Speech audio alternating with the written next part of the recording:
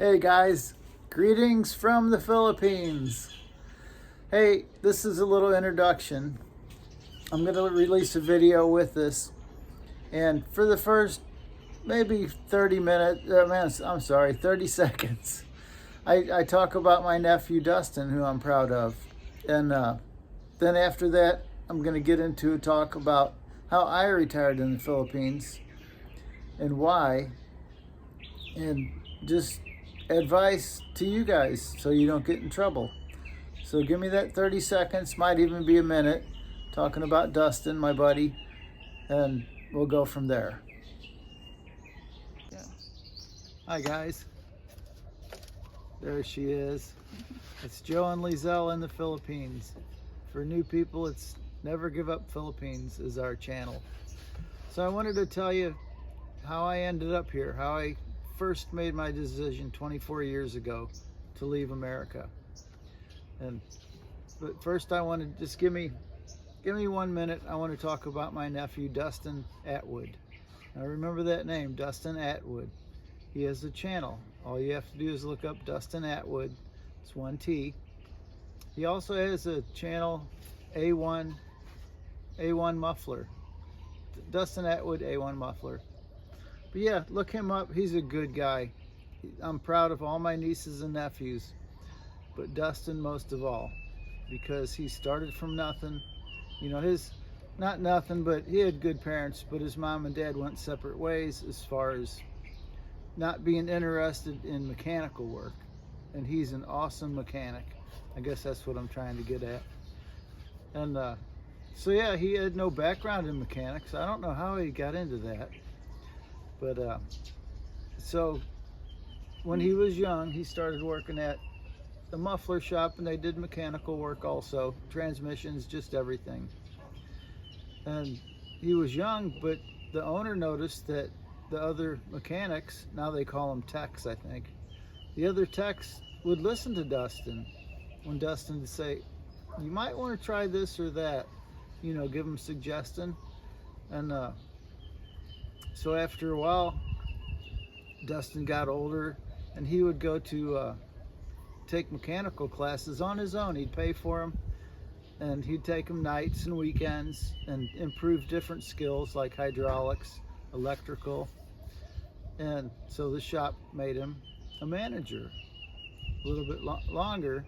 He's in charge, and he's like 33 now. He's 6'6", 280 pounds of muscle. He'll get a kick out of that. And he's in charge of 5 different shops. And he built a homestead on 40 acres. And he has his own mechanic shop. They're on his homestead. And just hundreds of people come to Dustin now. And he's got a YouTube channel, like I said, Dustin Atwood. So even if you're not interested in mechanical, just go there and subscribe to him. It's totally free, won't cost you a dime. I think he's got 511 subscribers now. So yeah, just subscribe to him and then come back here if you like, or stay with him and watch mechanic work. So that's what I wanted to say about that. That's all. I don't know, did I do okay? I guess. So here's how I ended up here. So I homesteaded a place in Missouri. Hey guys, so when I homesteaded 7 acres in Missouri, man, I loved it there. It was so peaceful. I built a little 1-room shack, and I did it on my own. It was the first thing I ever built. I had helped a man build a shed. It was 12 feet by 24 feet. And I knew how to do that, so that's what I did. My first house was 12 feet by 24 feet long. And it was fine. I loved living in that little house. There was a little creek running past. I'd sit on the edge of the creek and have a beer and relax.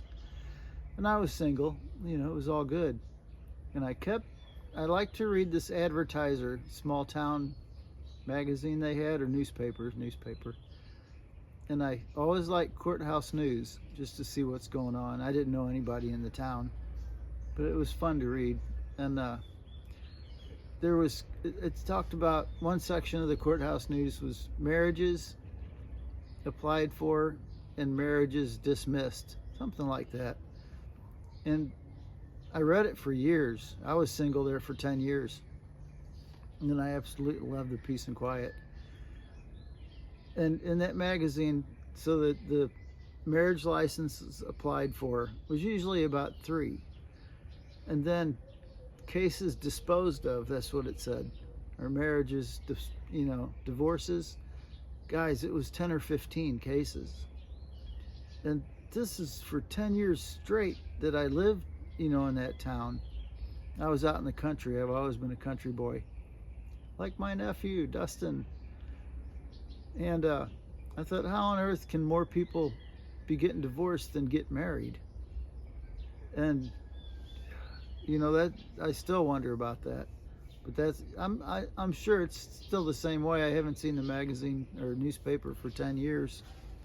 But yeah, so my dumb ass, what did I do? I got married. There went my peace.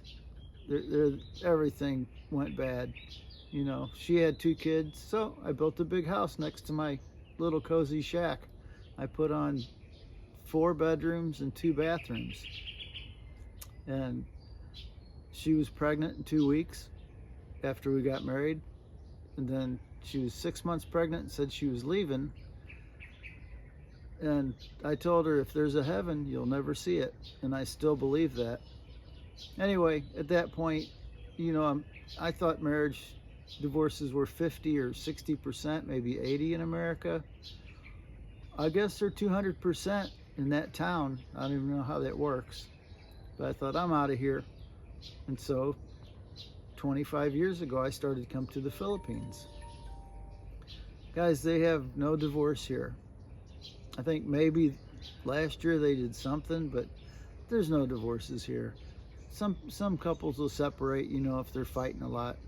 Me and Lizelle have never been in a fight. We just, what's the point? We try to get along, and that's what we do. And then finally, when I got old enough, I never had a payment on that house. 4 bedrooms and 3 bathrooms, counting the first one was a little tiny, and then I added on a big house. And so I had that paid off. And I built a log cabin on the hill, which again, I was single and peaceful. And then I had that investment of that house. So I sold that, had my little log cabin, met Lizelle. It's been a great 10 years since then. And if I was going to advise anybody, I'd say take your retirement at 62, which I retired at, I think it was 59 or 58. I retired a little bit early. And yeah, just take your retirement and enjoy your life. Come here if you want to. I know a lot of guys want to. Don't sell your primary residence there, because so many guys, probably 80%, sell their house in America, move here, or Australia, wherever you are. And after 1 or 2 years, they just can't take it, because there's little things that bug guys. Chickens and roosters and barking dogs, which I'm used to. It doesn't bother me anymore. But I always have my log cabin to move back to. So, yeah, just do it. Because, see, now I'm 62. I can still go snorkeling if I'm careful and do little things. When I'm 70, I'm not going to be able to do that anymore. If I waited to retire at 72, what am I going to do? My body's already broken at 62. So that's what I say. Retire at 62. Don't sell your house. Keep a mobile home someplace if that's all you can do. But keep that so you can go back if you want to, if you need to. And that's my rant, I guess. Next time you're going to see me at the beach, and I'll tell you a funny story about a sailboat. You'll like it. See ya. There's my stairs that are breaking. Completely dilapidated. We're gonna have to build an elevator. Say bye, honeybee. I put the camera on you. Bye.